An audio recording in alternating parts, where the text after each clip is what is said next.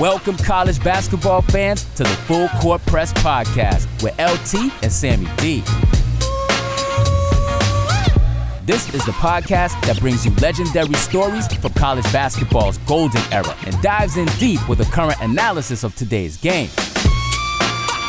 Get ready for the most energetic and entertaining college basketball podcast around. Let's get it.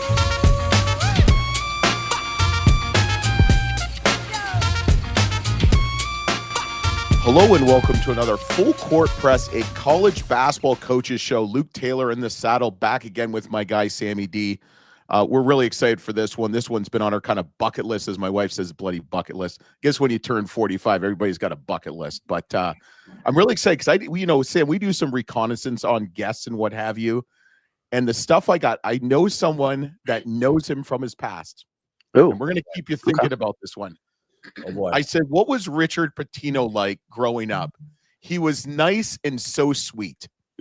Wow. Yeah. Must have been when I was really young. Yeah. So this was in Lexington days. I'll give you that. We'll share it after. But we got one of the hottest coaches and also one of the hottest and most underappreciated teams. We got Richard Pitino from the New Mexico Lobos. Welcome to the Full Court Press, Coach. Thank you for having me. Appreciate it. Yeah, we appreciate you. This is better scenery than the prison that you were in, according to you. But you're 20-4, 12-1. I mean, dude, what are you doing in New Mexico? It's just it's really amazing ever since you've been there. I mean, it's also the fastest coaching search. I mean, you're unfortunately let go by Minnesota, and 24 hours later, you're in Albuquerque. Yeah, it's funny. It's very important that you get the right job. And you can't do it alone. I loved my 8 years in Minnesota, loved it. I mean, I really consider that like home. 2 kids born there, great friends. The people that I worked with at the university, loved them all. Even the guy that let me go, I'm still very close with. But it's a hard job. And it's not that it's a bad job, but you got to look at it in the pecking order of the conference, right?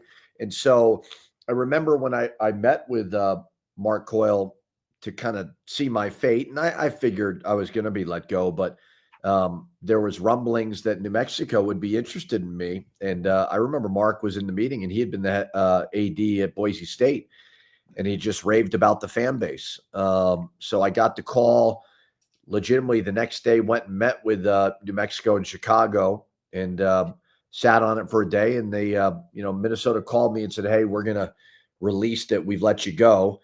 And then 10 minutes later, I got offered the New Mexico job. And the support down here is amazing. I think support is so important now more than ever. You got the fans, like we have fans and we have a building. But now it's NIL, it's all the other things. And so you don't do it alone. And I've gotten really good support since I've been here. Mm-hmm. Can you talk a little bit about that fan base and the pit, and I mean, just the reputation it has and how important that is to not just in the season, but now with NIL and transfer portal, like the retainment of players, like what that means to just the entire culture of what you're building. You have to be, I really believe you have to have a brand in recruiting. There's got to be something.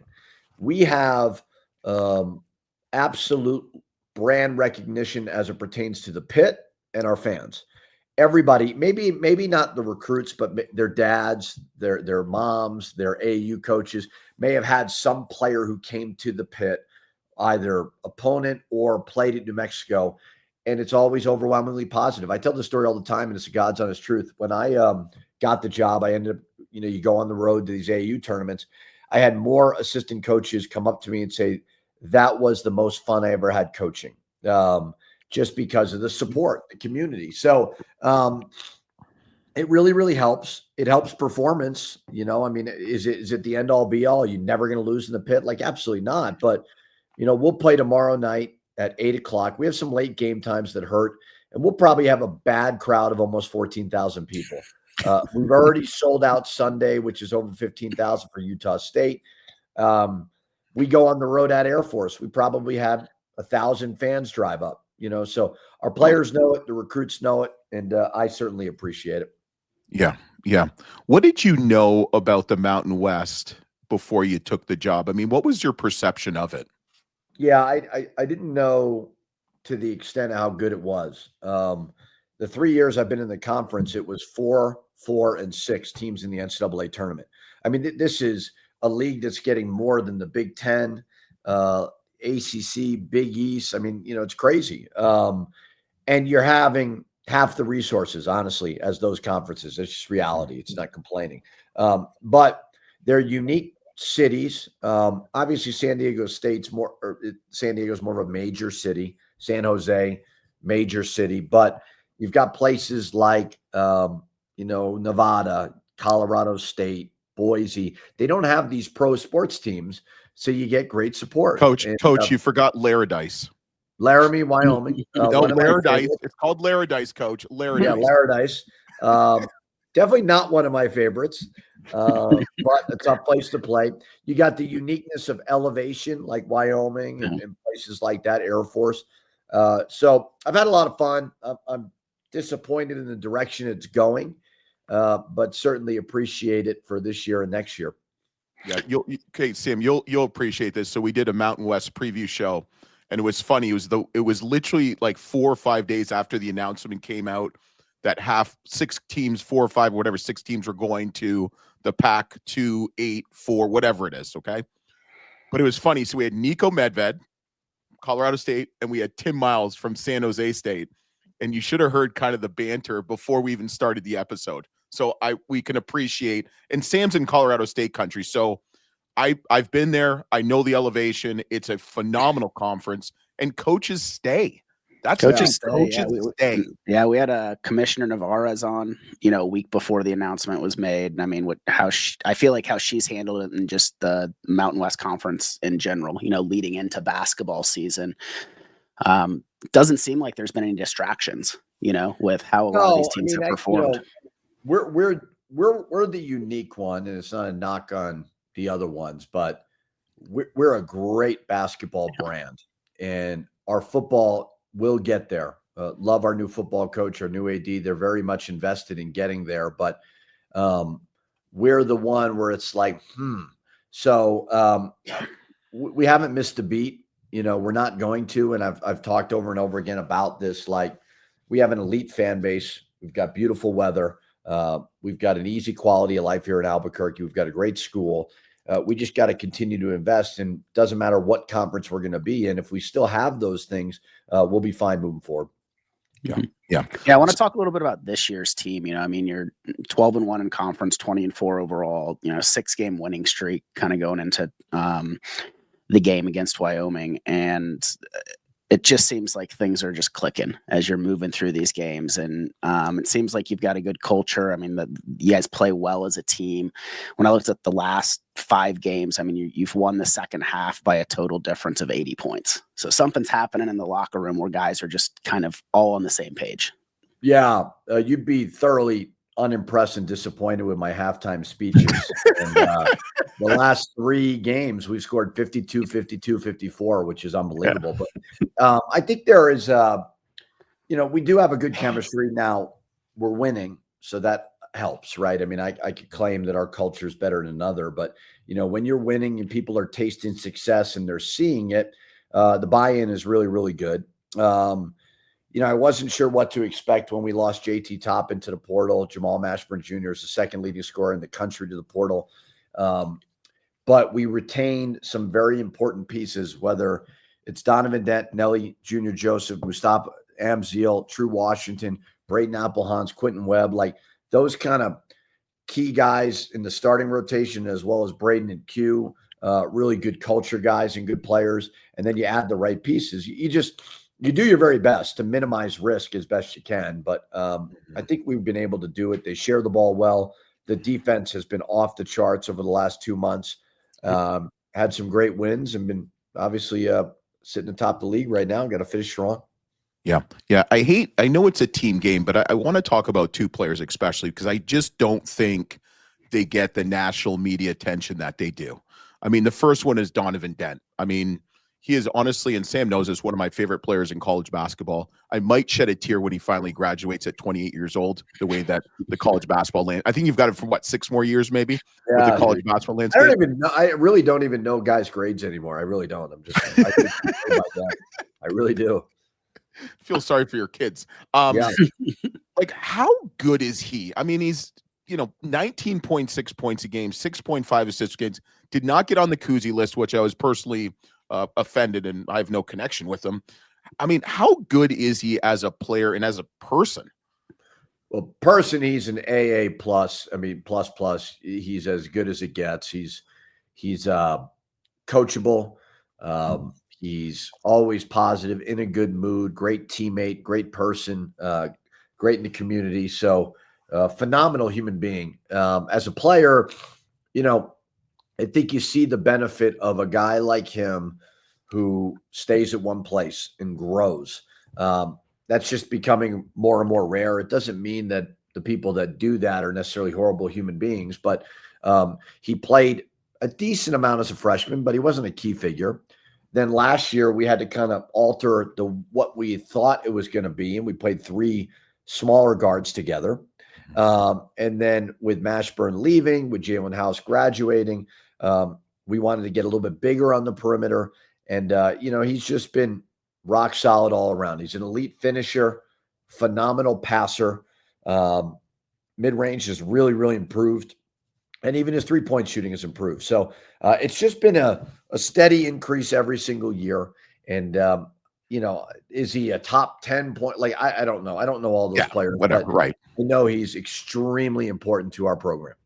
Yeah, he is, Coach. He is.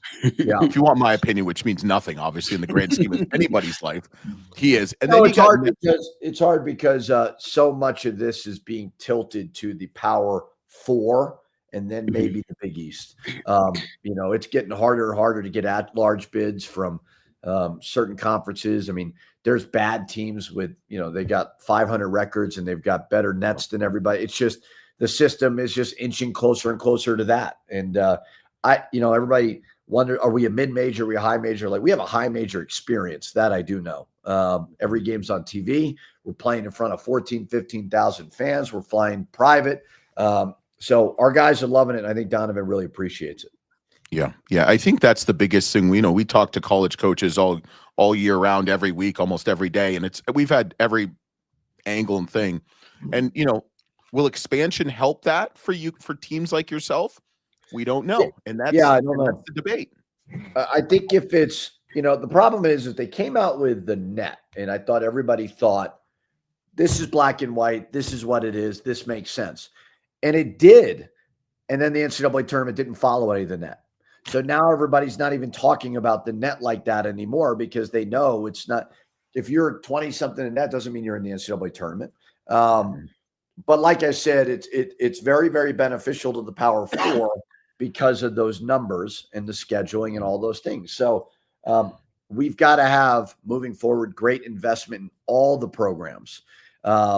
We're unique because I really think we're similar to the Big East, but we all have football. That's the difference. Now, Grand Canyon's going to come into the league. They don't have football. So, it's going to change again. I do really believe that. And this thing will shift again, because I think we all see what it's coming towards, and that's football breaking off at some point. But the SEC was known solely as a football conference.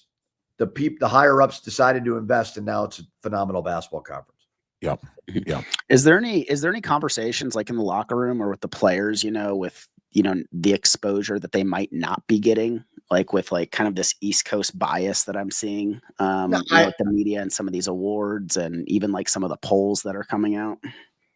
No, because they don't really mean anything. Mid-season awards are really stupid, like, because they're not really awards. I mean, they're just kind of forecasting what it is. So I'm like, who the hell cares? It's not an award. The awards are given out April. I think people are seeing more and more that rankings don't matter anymore. Like Twitter has created this in social media, like, you're going to be seen. Everybody is seen. There's enough eyeballs everywhere you turn. There's cameras and there's digital people. Yeah. And so like, that doesn't matter. So I don't think we really care about being ranked. I'm sure Donovan was a little annoyed when he was left off that list, but as I told him afterwards, like, what is your goal? Your goal is to win a Mountain West, go to the NCAA tournament, see if we can advance, and then eventually play in the NBA. I can assure you being ranked doesn't help you do that. And being on that Bob Cousy award list, it doesn't help you either. So stay the course, keep working hard. Yeah.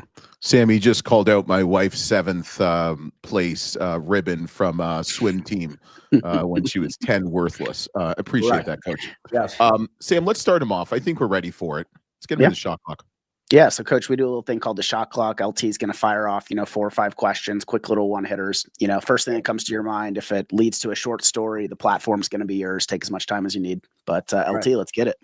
All right. We're going to go nice, easy, and soft. One word to describe the Mountain West Conference. Unappreciated. Okay.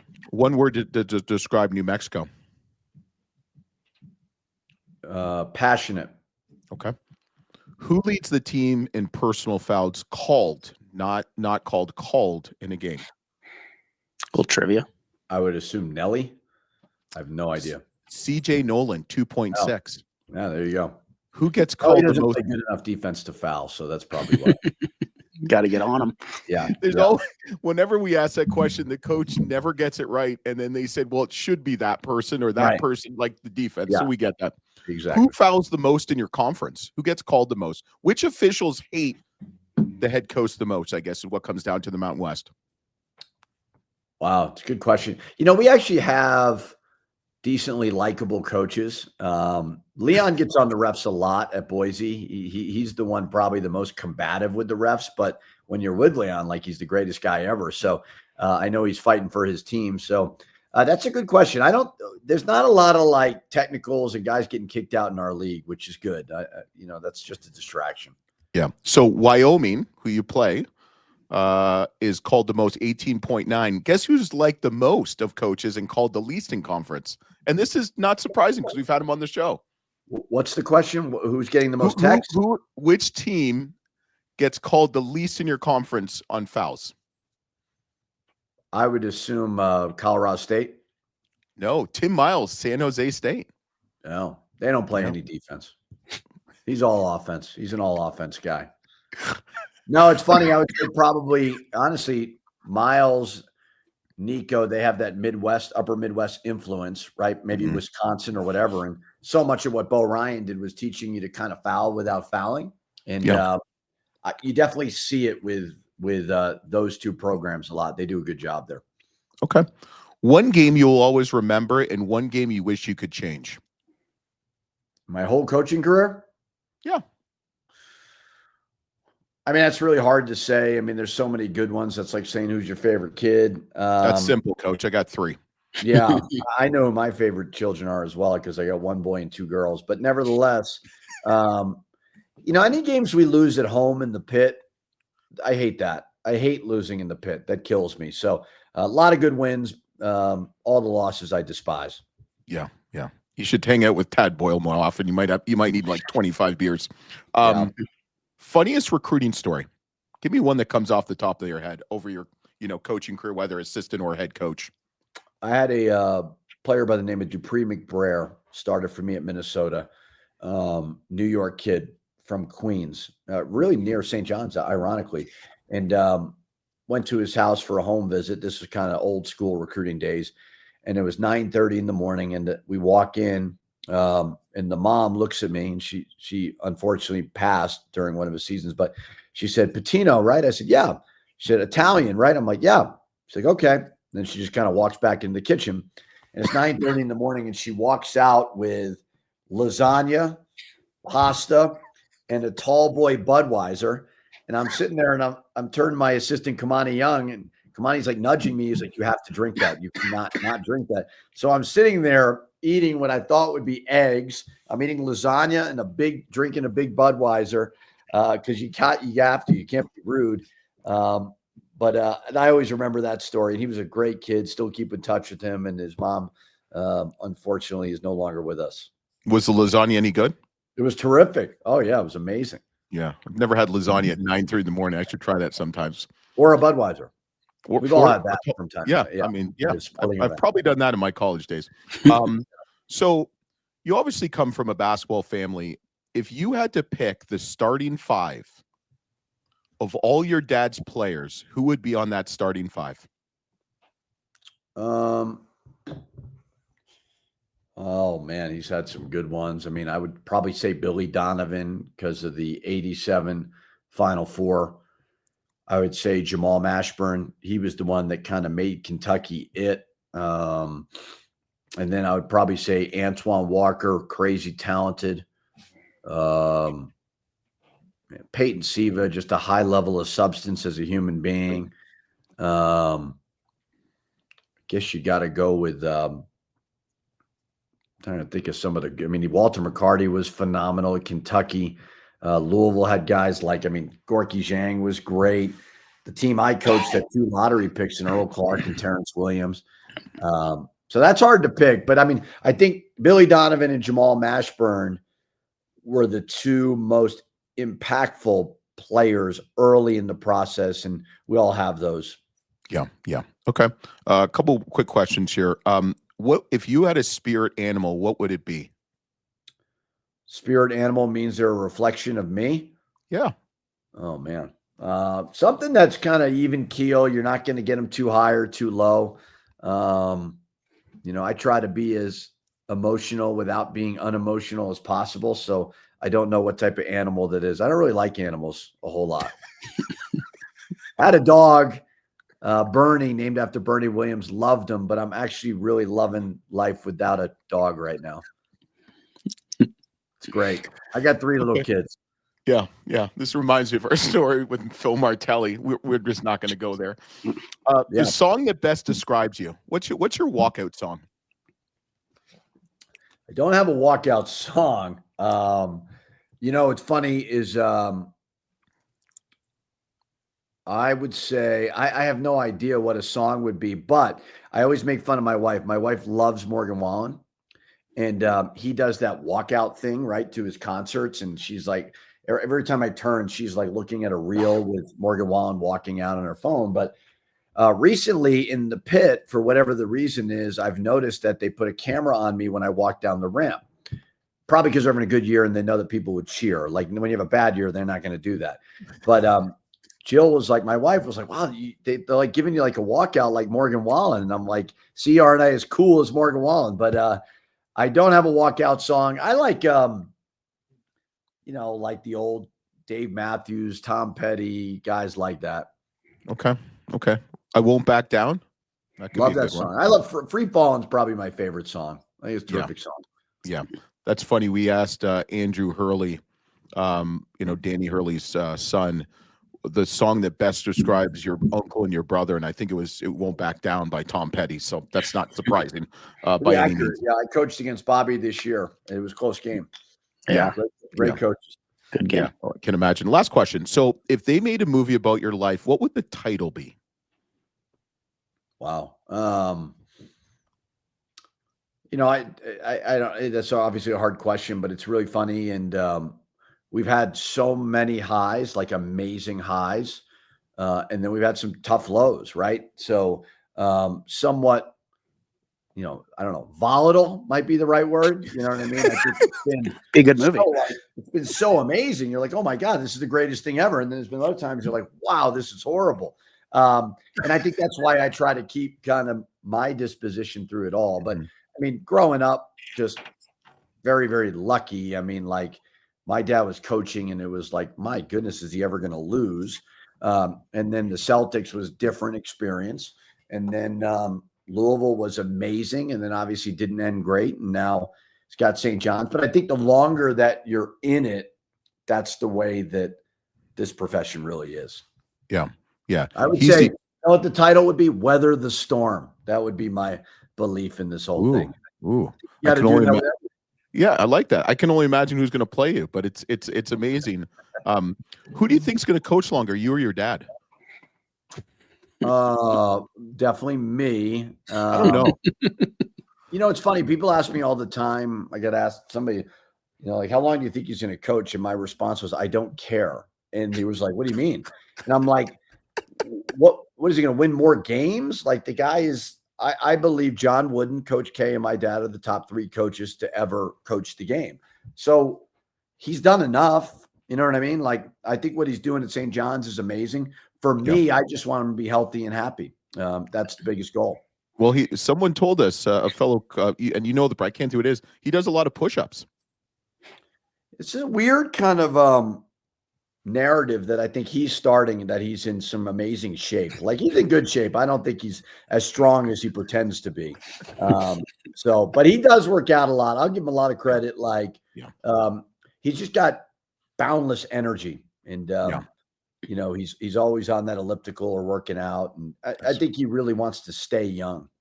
Yeah. You mentioned the word lucky, and you know, I mean, you've been around obviously your father, but then also some other pretty legendary coaches you've had access to throughout your career, as well as upbringing. Like, what's one piece of coaching advice someone has given you that you kind of bring to work every day? Well, I don't know if it's a specific piece of advice, but Billy Donovan absolutely shaped me. I had worked for my father for 2 years, but besides working for him, just knew everything. You know, you talk about Andrew Hurley and coaches' sons. Like, the greatest thing in the world any coach's son can do is to get out from working for him. And I worked for my dad for 2 years. Coach Donovan called my dad and said he needed a young assistant who was hungry in recruiting and so on. And my dad suggested me. And at the time I thought, like, why would you suggest that? That's bizarre. I get to work with my dad. And after I thought about it, I just thought, it gets me out from under him a little bit, gets me to do my own thing. And then when I went down to work for Coach Donovan, I thought he would be exactly like my dad. Polar opposites.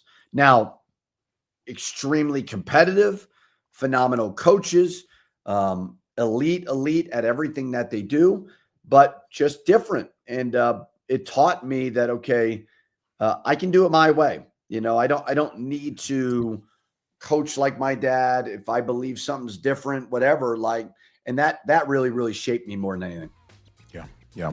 Well, coach, you're going to stick on for one more second as we upload, but we really appreciate it.